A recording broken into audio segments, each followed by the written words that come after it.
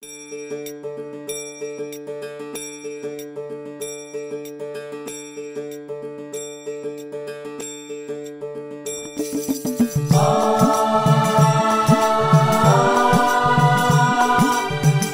स्वामी समर्थ. मी स्वामींचा सेवेकरी. माझं नाव चंद्रकांत मारुती घोनोळे. गेली 15 ते 20 वर्ष या सेवा केंद्रामध्ये मी माझ्या कुटुंबाच्या वतीनं, माझ्या वतीनं जी काही यथाशक्ती जी काही सेवा रुजू करत आहे, या 20 वर्षाचा अनुभव असा, या 20 वर्षामध्ये महाराजांनी माझ्या घरामध्ये भरभरून दिलं.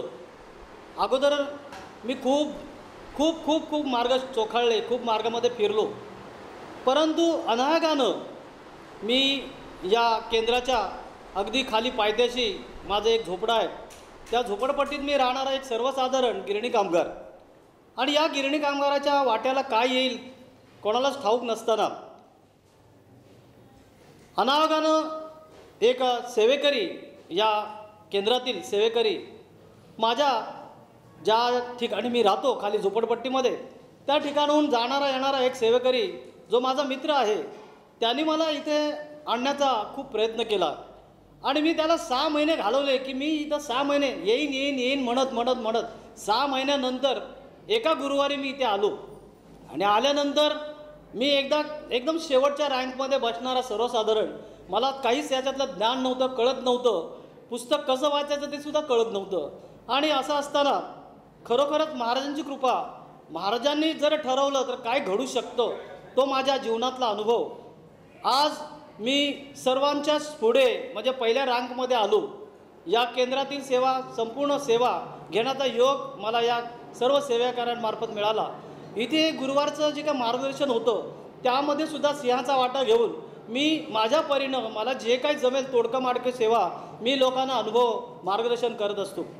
या ठिकाणी माझा स्वतःचा अनुभव असा आहे की एका वर्षी इथे सप्ताह सुरू असताना, या सप्ताहाच्या काळामध्ये शेवटचा सांगता दिवस असताना, 7वा दिवस, ज्या दिवशी या ठिकाणी संपूर्ण सेवेकरी जाम भरलेला असताना, या ठिकाणी महाराजांनी सर्वांचं लक्ष गेलं आणि महाराजांच्या पावलातून, उजव्या पावलातून पाणी गंगा व्हायला सुरुवात झाली. सर्वांनी डोळ्यांनी ते पाहिलेलं आहे. परंतु त्यावेळी एवढं काय व्हिडिओ शूटिंग वगैरे असा काय प्रकार जास्त नव्हता, त्यामुळे ते शूट होऊ शकलं नाही. परंतु त्यावेळी जे काय अनुभव महाराज दृष्टांत देतात, महाराज दिसतात, महाराज येऊन जातात या ठिकाणी, हा स्पष्टीकरण हे स्पष्ट आम्हा लोकांना दिसलं. महाराजांच्या पावलामधून जे पाणी वाहत होतं, अक्षरशः गंगा वाहताना दिसली. परंतु आम्हाला वाटलं ही काय गंगा वाहते, आम्हाला काय त्याची प्रचिती आली नाही, आम्हाला काय कळलंच नाही की गंगा का वाहते. परंतु ताबडतोब एप्रिल महिना निघून गेला, मे गेला, आणि जूनची 23 तारीख, 22, 23, 24, 25, 26 तारीख उघडली.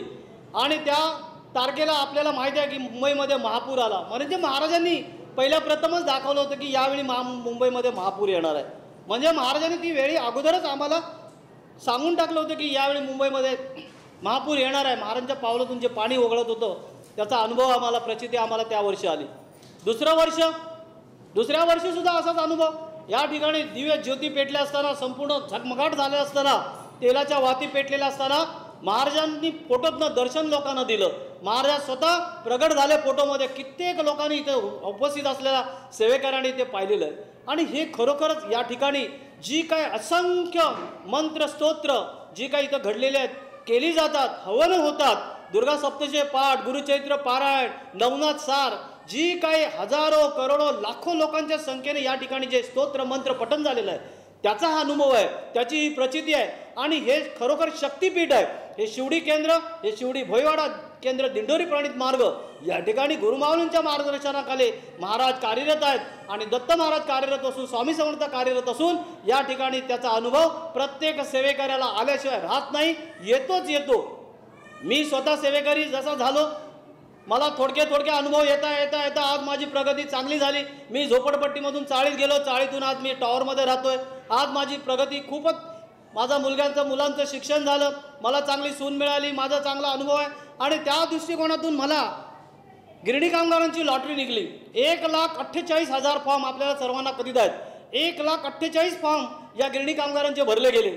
आणि त्यामध्ये सॉनमिलमध्ये 4,500 फॉर्म भरले गेले, त्यामध्ये फक्त 368 लोकांना लॉटरी लागली आणि त्यामध्ये माझा नंबर दुसऱ्या मानावर लागला. ही सुद्धा महाराजांची अनुभूती आहे, हे सुद्धा महाराजांनीच केलेलं कार्य आहे. कारण महाराजांनी माझ्यावर कृपादृष्टी ठेवली आणि म्हणून हा सगळा मला ओघ मिळाला, हे सगळी सेवा मिळाली आणि मी खरोखरच कृपकृत्य झालो आहे या महाराजांच्या सेवेमध्ये राहून. आणि खरोखरच मी महाराजांना अशा माझ्या आयुष्यात जन्मता कधीही विसरणार नाही आणि मी माझी सेवा कधी खंडित करणार नाही. अशीच महाराजांचरणी माझी प्रार्थना की माझ्याकडून जी काही सेवा असेल महाराजांनी करून घ्यावी. श्री स्वामी समर्थ.